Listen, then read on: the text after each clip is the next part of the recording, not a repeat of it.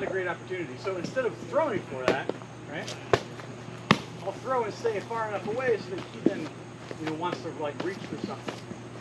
Or say, you know, do it again. Right? If I throw that here and I move this in the way now, like I'm far enough away that hand's not a big concern. The step is in. Now that's a free action. Okay? Y'all see that? Yeah. Or if I convince him to throw with his backhand, right? That's a free action.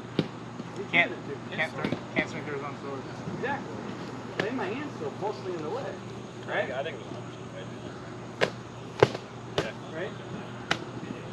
Two free actions. Okay, so with a single sword, that's very difficult. When you add in your own sword, your own second sword, right?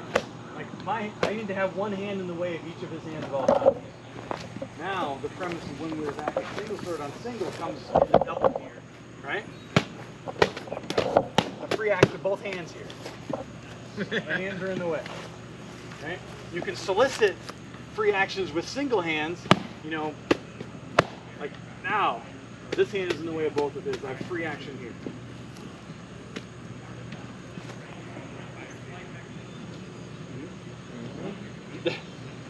Okay, but this is going to start with a single sword against his two sword, just like we did with the board.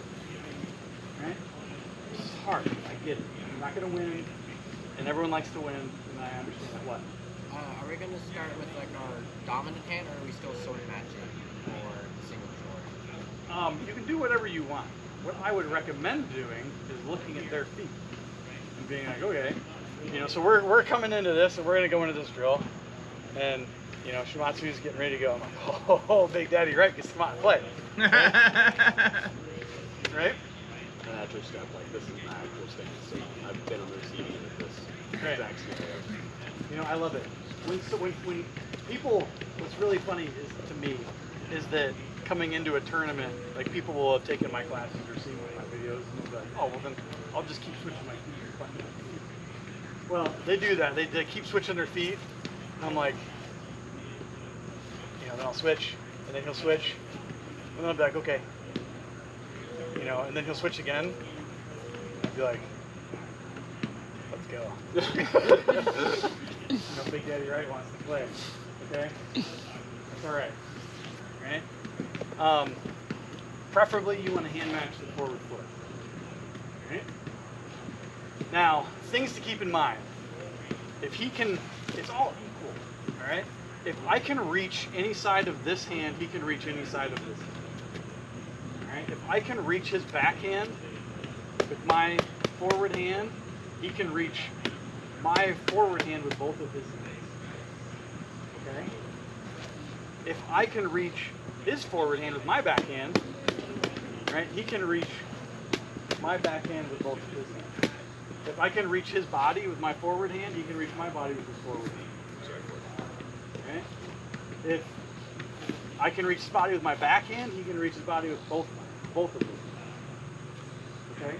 So be aware of that equality as you come into a fight. Unless it's Bighead and me. Unless it's Bighead, then he can hit you from a country mile away. Right. Then it's doubly important that you stay really far away and fight his forward hand.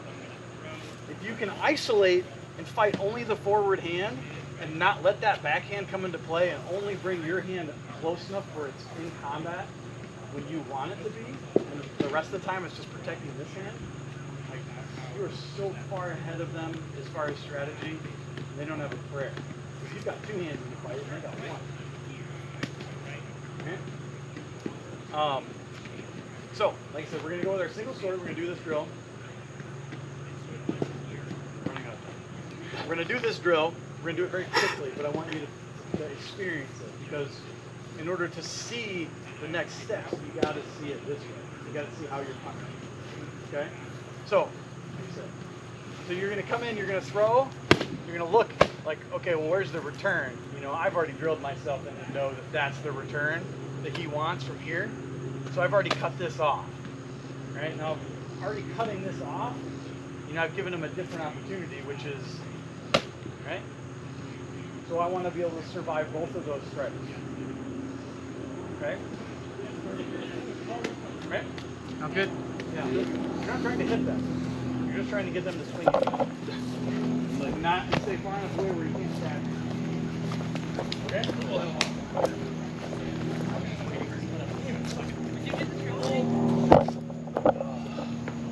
I'm actually very I have a little bit of challenge. Yes. You want to buy me? Sure. Yay! Good.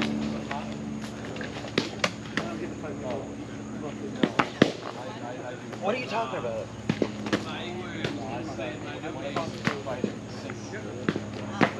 One of these fighting single. Claudia, you okay? What? Gatorade?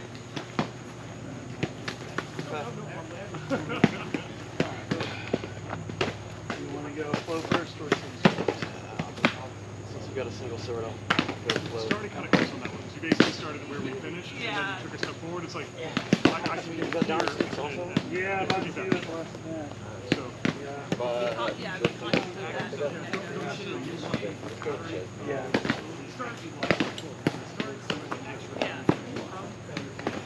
It unintentionally drilling bad habits.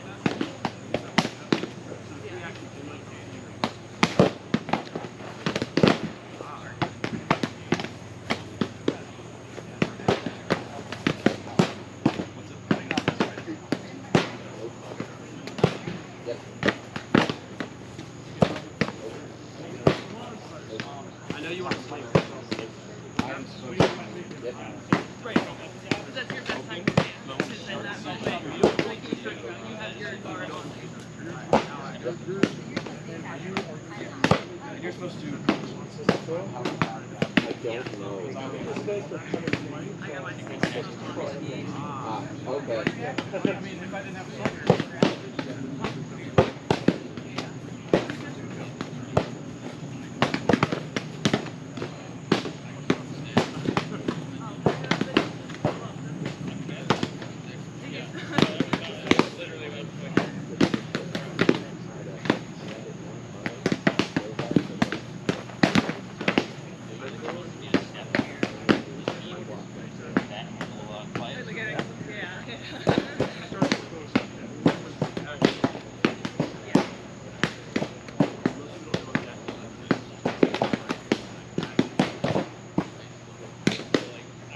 Go ahead and switch, unless you're fighting an instructor.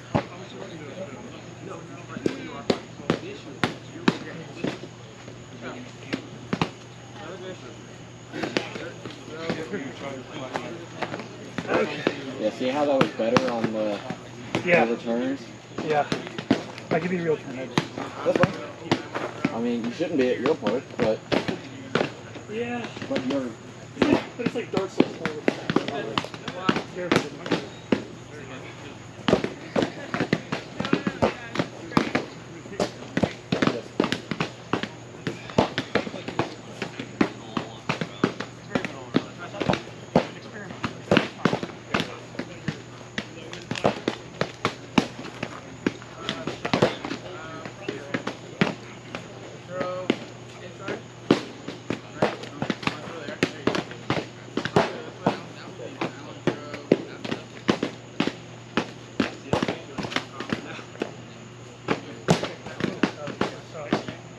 Way to recognize.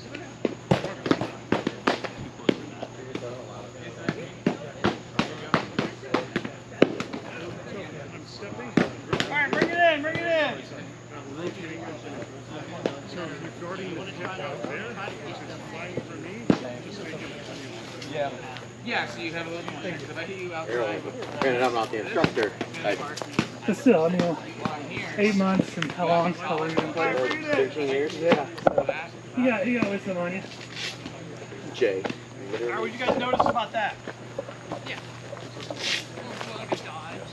really starting to see the free actions when you put your hand in advantageous returns. Yeah, for sure. Angle is everything. Angle's everything. Yeah. Where you position your hand with a shot is very, very critical to determining where the next interaction is coming. everything else. It's difficult. It's a hard thing to do. Not knowing where your shot's supposed to return to. Yeah, you got to know the first step first, Yeah. though, right? Right? You gotta can't practice just, that you to can't learn just that. throw a shot and Yep. not know where the return's supposed to, like, what's the freest option. How to elicit. Yeah. Yeah. So you have to understand that first part in order to even work on Kinda. all the rest of this, right? So that's but knowing where it's supposed to go can help you in the future. Okay? Anyone knows anything else? Kind of where their return is when their flow, kind of having to like make a, I guess, quick enough pullback for your block because you've got the one Yeah. What'd you notice about your feet? moving. If you didn't move, you get what? Got stuck. It's stuck. Distance control is even more important than it is against board. Yeah, it's way more important against that than board. Right? It's far more. Fighting a two swordman is far more dangerous because you got two swords.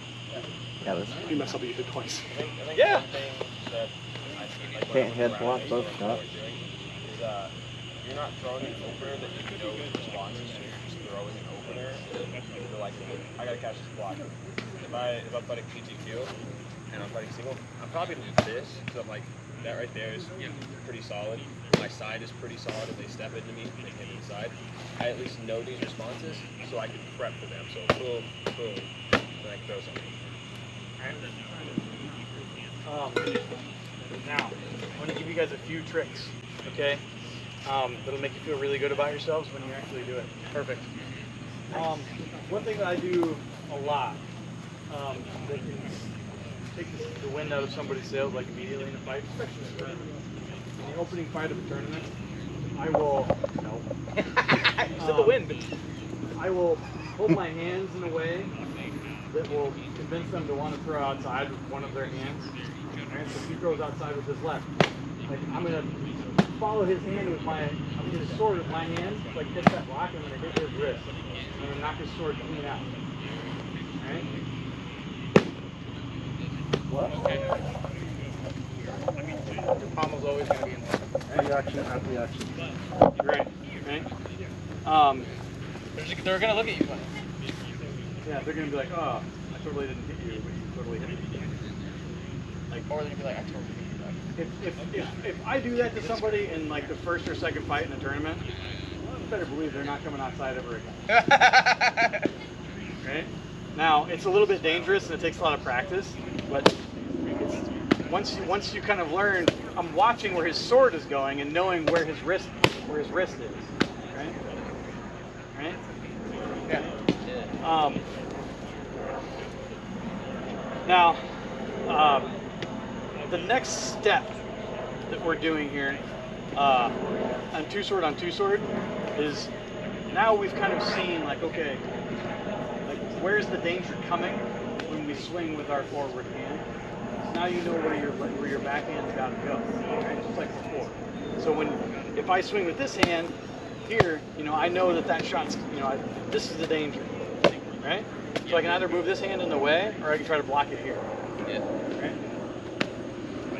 If I move my hand here, what opportunities do I have? Like, consequently, as long as I am careful, like I've created free action right there. Okay, because he can't move with the blue and yellow. Right, because my hand's still in the way here. And then that gray sword blocks it. Yeah. Right? He can try to come outside. This hand is roughly in the way. He's got to circumvent this. He circumvents this, we're back to here. Okay? Write that down. But do you see that? So, and that's if I do like a crossbody chop, like whichever one's like never cross body. Well, there's opportunity there. You just got to be aware of the danger. Right?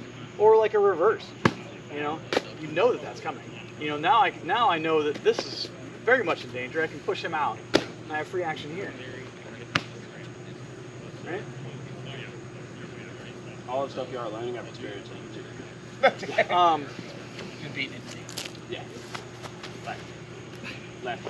I've got a few like things that I can give you to give you like an immediate help in your two-sword on two-sword without like major analysis, we'll do that. But I want to see you guys go back and practice a little bit more with two-sword on two-sword. So fight each other two-sword on two-sword and start to figure it out. So you guys don't need to like fight full speed, but just take a look at what's happening. Like so, if Shimazu and I were doing it, and so he goes first this round. So you go first, right? All right. I'm like, okay. So where's the danger then for him? Right? He's got basically three danger zones from here. All right. I can throw inside wrist here. Right. I can throw back wrist here. I can poke it. Okay.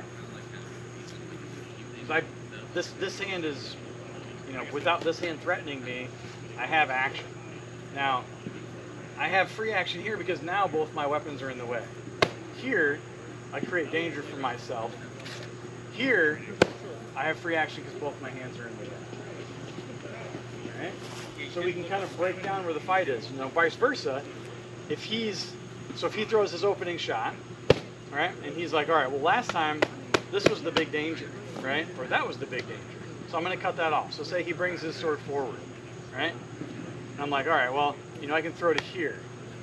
Now, what's happened here, now we can continue to analyze it. And Shimazu's like, all right, well, now I have inside lane here. I have free action here. Right? Or he can try to stab me. If he goes to stab me, and I'm like, all right, well, that's the danger. With a simple motion of my hand, I've got easy free action in two places. Yeah. Right? Yeah, I mean, I can still. One thing I want to stress as we're doing this, if you guys notice, in any of this stuff, have I ever done this? Nope. No. My hands are in his business at all times. Right? Now, because of that, just like what Brett said, you've got to be more aware of wrap shots and things. So if he's throwing a wrap, if he's going to throw like a deep wrap, I'm going to have to come a little bit outside of my box to catch that. I can't sit inside here and do it. But that's fine. If he wants to do that, I'm going to punish him all day for it. That's great. I love it. Yeah. It's like still getting wires. It's a wet slap. Oh, yeah, I was doing full step. Right? I thought we were doing like. I love it. Easy. Easy win. No danger to me. The whole fight. Right? Before we go into drills, we haven't covered stab defense, like how to block a stab that's coming for you, just how to avoid getting stabbed positionally. Great idea. We can do that. Okay. Don't get close to the end of the class. Hey, Bighead, you're supposed to be here for the stab part. That's fine. All right. So I'm tiny. now, stabbing, right? I mean, the main premise of what we've built on this whole time is you're taking your body away so you cannot be stabbed. And you still will be stabbed because they will step when you don't think they're going to. That's a fact of life. Generally, I will block hand for hand. And depending upon you're gonna block a stab and continue its vector in which it is traveling. All right. So you're like, what that sounded pretty, Peter, but what in the world does that actually mean? See, the stab is traveling from his hand to the tip of his sword. Okay. And that's the direction it's in. That's the vector. So it's coming this direction, right? That's his vector. Right? Yeah. So I'm going to guide it along its path away from my center line. With either hand, it doesn't matter. But I'm going to just let it carry on in the direction it's going. If I try to oppose the vector, right? I've got to go way outside, and he's got really long arms, and he can probably still stab me. Okay? Right? So if he does, that's like an outside hook stab. If he does an inside hook stab, right? If I try to oppose this, he's going to stab me anyway. So I'm going to lead the vector along. Push away from my guy. Okay. Or do it again.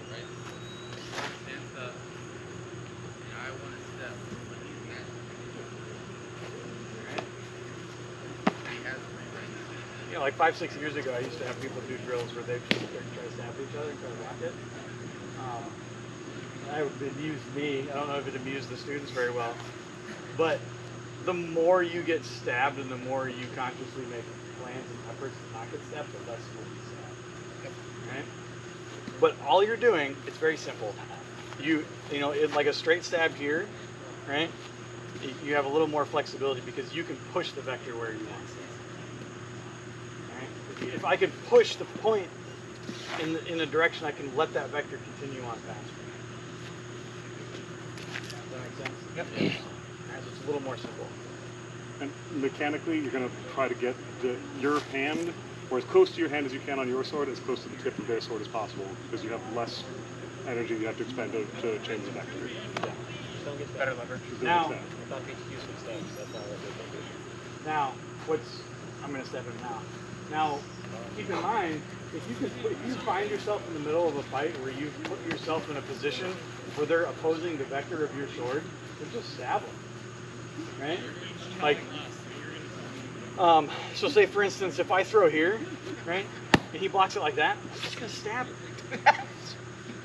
Right? There's no reason not to. Sword bent. If this hand is here, I'm protected. I'm just gonna stab him all day. Right? Put both your hands.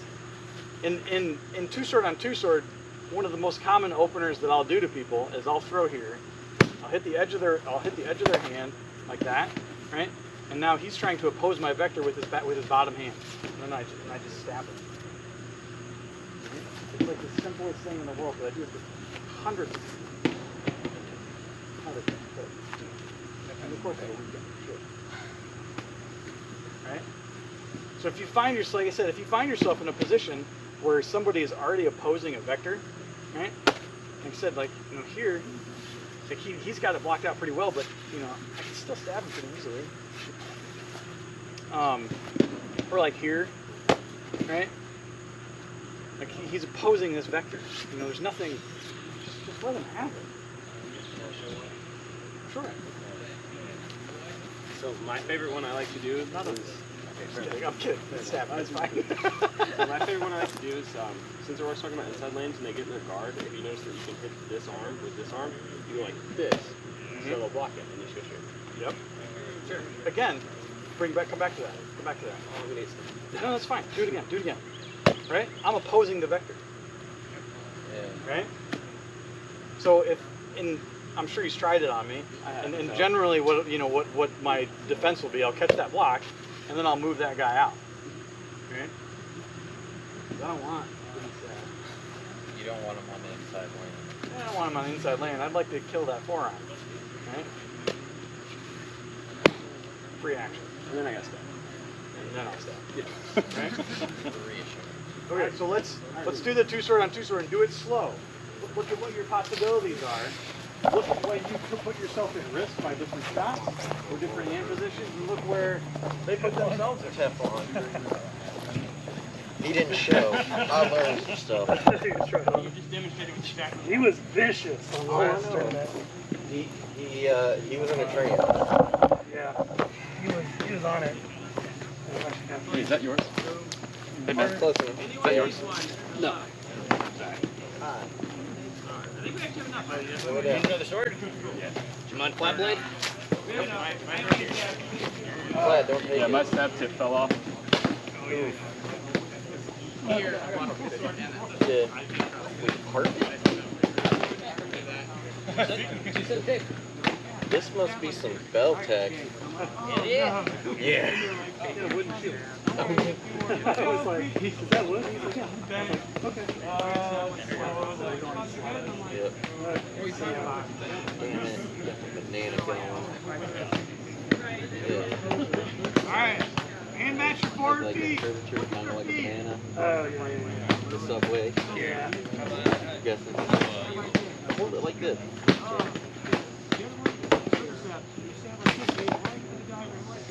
Yeah. So if you come in this way and I block, I can chop. So what you need to do is, if I'm here, when you go in, yeah, right there, block that. And that, Okay. then you can stab. Yeah. Okay. So essentially what you're trying to do, at least on some of this stuff, is you want to stab, I think. Because if I'm here, if you're there, I go here, you're already on the inside. And I can't get away from the vector. I can't get away because You're pocketed. I'm pocketed, and so once again, you just continue on. So, if you do, then that's for the inside. So if you go to outside though, if you go outside, and then, but you're already here, so I should either higher, because that one's vectored out, this one's caught. Yeah. Yeah. I'm locked up. So do you think it's best to try to stay on the inside lane as much as possible? Kind of, yeah. When I do a lot of flow, but I don't, like, this has taught me to kind of, like, look for stabs more. What I'm trying to do is, I'll go here, maybe fake, like throw a pump fake, and then try and go here, or I do try and chest them. So, you and I both have... Yeah, I've got the reach to do it. Yeah. Yeah. Still be twice. That sounds always So, almost like go trash and stuff. yeah, so it's like right there, so I can't throw it there, so I have to, you have to theoretically bring this up. You could, because you come in, but if I got this block, I'm kind of stuck here.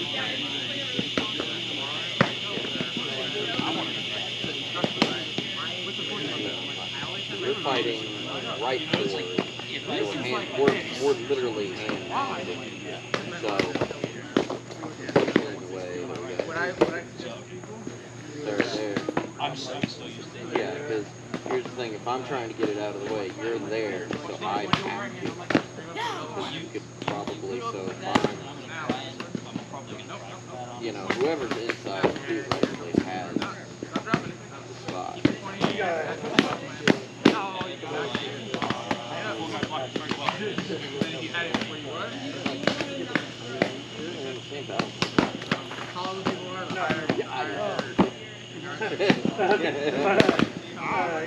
One guy I was fighting earlier today, he was like, he said what he'll do is he'll actually push those out. Oh, did we hear a sword snap? Oh, where? Keep going for a little bit, man. Bighead? Oh. Oh, that's a floppy. Well, when you got, you know, twice the chance. So, how would you I could really block this out too. Yeah, and the thing is, you don't have to go hard, because that's something Jay taught me. When you were throwing like a lot of yours, just this and this. When he's saying for the vector, so if you have this sword here, I can hit here, now throw your up. It's right there. So as he was saying with the trajectory, the vector of it, I can't, because unless I stupid shit at it, like I'm having to. Yeah. So that was the thing that I was doing. When you're like here, I'm like, just and I was just rolling the wrist. Just roll the wrist, because if you go inside also, see that? I don't have to. There's a lot of moves. You know what's coming up really? It's like this. Look how great it's so much. Try to come out. The trauma from the last if you throw it out, they'll be out here. But, you know, if I have to, so it's like if I can Finally gave out. Where are you out? I broke my deck off just today. At least it was on a spin and I hit the elbow. Oh yeah, I see what get it. I see what Listen up. Yep. You're well guarded, so I'm going to want to come up here. You're going to go in there. Yep. Because you've got me blocked out, I had to block this out. So you've got your free action of either snapping in, so just you can snap it in, and stab, or yeah. So just kind of keeping the pressure on it and using it as Not really. Like that, practice it a little bit. I was like, oh, yeah, I'm invincible.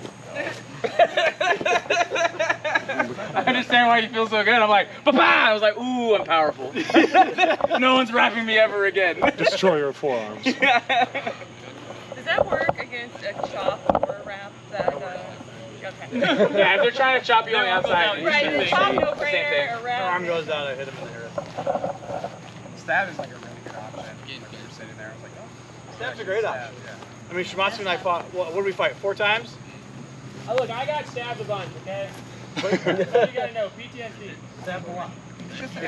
His name's PTQ. PTQSD. How do you predict their response with their offhand Literally, sword? Like, are they gonna block? spicy. Are they gonna block me Literally the out last with fight, I was offhand? like, oh, I Are they fucked gonna up, and I block told me out Dad, with and sword he's like, hand match style, right? Yeah. And your response to that. Yeah, It snowballs like it out of- snowballs in complications, right? So, you know, a lot of times in two sword on two sword, I end the fight within the first 5 minutes. Alright? That's kind of my goal. Once, if it gets beyond that point, I'll generally disengage and start the fight again. Right? Unless they're like fighting me like this, then I'll stay with it. And that brings me to a good point. At any point you feel like I have no idea what my options are and I have no idea what they can do to me, you feel like you're gonna lose, right? That to me that's like, oh my god, I'm in danger. Break distance, get away. Run away. Run away. Reset the fight. Exactly. Reset the fight. Favorable indeed. Run around the pillar. Right? As you brace things and stab that, Right? Anyone notice anything else? You have a lot more opportunities to stab, I think, from like all this. Like Yeah, if you consciously close off the inside lanes of the other person, generally you can stab them whenever you want. Looking for ways to occupy both swords with one hand to give me the free action. Starting to find click a little. Yeah. Instead of just kind of like. Right. Now this will be the sort of thing that the first time it happens, you'll miss it. And the first time it happens that you see it and still miss swinging or miss the opportunity to happen, because it happens really fast. But you'll see the opportunity and you'll be like, oh my god, there it was. That was it. Like, this is totally like, I missed it. God, you know, like this is what I've been going for and I missed it. You know, like you'll want to like throw up on the spot because you're like, I figured it out. I did it, but I didn't do it because I was too slow. The next time you try to make it, you try to replicate it and then you make it happen. All right? So the first step will be just seeing. Don't expect that this is going to be the sort of thing that you're going to step into and be like, oh, wow, I'm like, man, that was a free action. Like, yeah. trying to get elicit the same response from everybody, and then seeing those actions. Right. Now, what you'll notice when you're soliciting responses from people is that you'll essentially like find the tolerance that different people will have in different motions. You know, if I'm fighting Shimazu, this shot and where my hand is, you know, there'll be a different tolerance of how low my hand has to be for him to try to come over than, say, if you and I were fighting, right? My hand would, in order for me to solicit you to come over top, my hand's going to have to be lower, right? He's very dangerous and very confident. You know, or Bighead's a great example. You know, I could probably throw it here and he'd be like, I could probably still get it. I like it. Yeah, right, I like exactly. the elbows. Exactly. I can see it just fine. So you'll kind of like have to adjust your tolerances on the fly, especially within a tournament. Luckily in a tournament, everything that I do in tournament fighting, and I'm generally pretty successful in tournaments, everything I do is based upon survivability, right? And the more fights, the more that I can see of that person I'm fighting, the more opportunity I have to win. So if we had a tournament that was like, you know, first, you know, best of 25 or something instead of best of 3, like, I would just annihilate people. Right? I mean, that's my biggest strength. My biggest strength is learning the tolerances of fighting somebody over and over again, seeing their tendencies, being able to capitalize on that, and find ways that I can then push them into positions that they don't like and I can get it. Okay?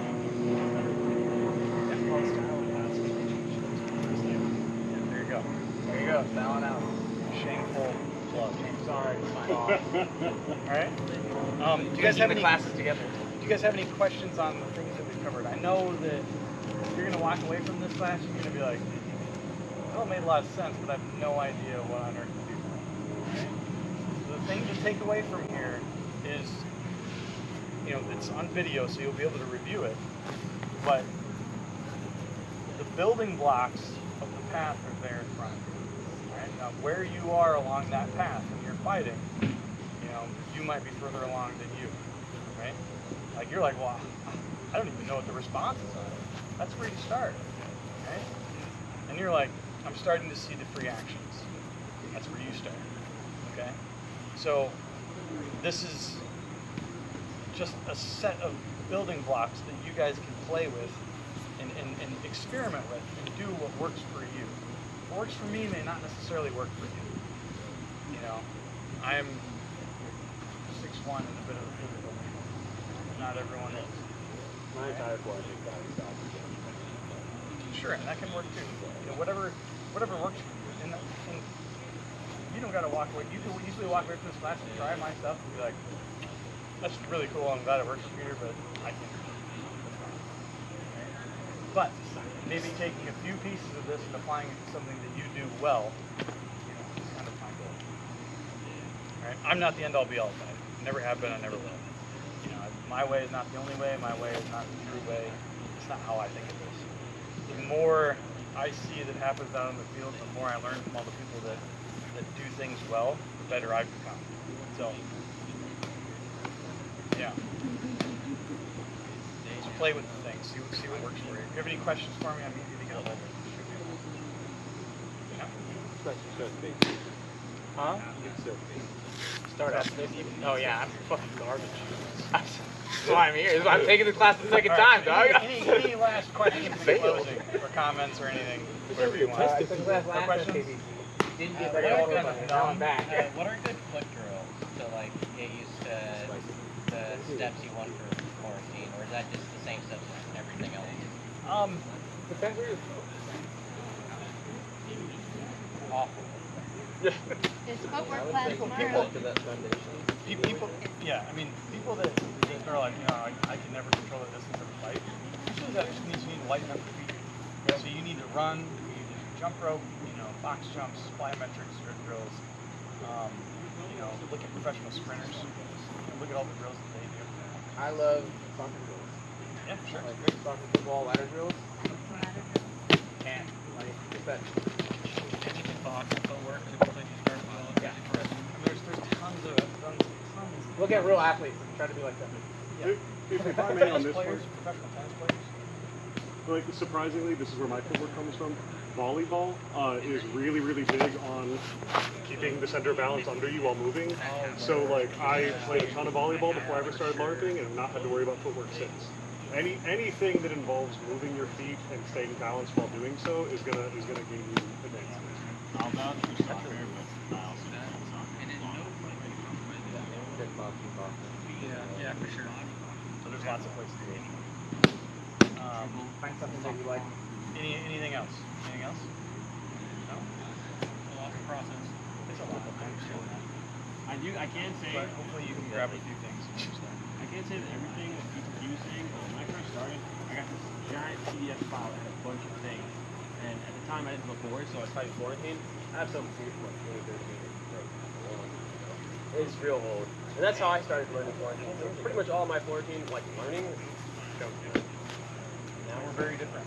yeah, entirely different. I get stabbed, but I go outside of it. Then stick it out on everybody You're else. outside of it. Yeah, then you guys do. Alright. Well, I hope you enjoyed it. I hope you can take something home. But if you have any questions, thank you, Peter. Thank you guys. Thanks for coming. Everyone always is like, oh, thanks to the instructors, but we got here to each other whether you're here or not. So Yeah, that's true. The fact that we can do this every year is because we have students that come out. I'll be back right here for the same class. I took my class twice last year. Twice last year? Bro, when it's my weakest category, I'm still gonna be here. A little spicy, the 3P champ. Hey, man. Okay, well. I'm just gonna go to every spicy tournament. I Just think going dinner's straight, only in the soon. quarantine bracket. Like, Dude, I'll see you next year. I don't think I've ever won a flow category. Like, I- unless like nobody showed up. Where do you play at?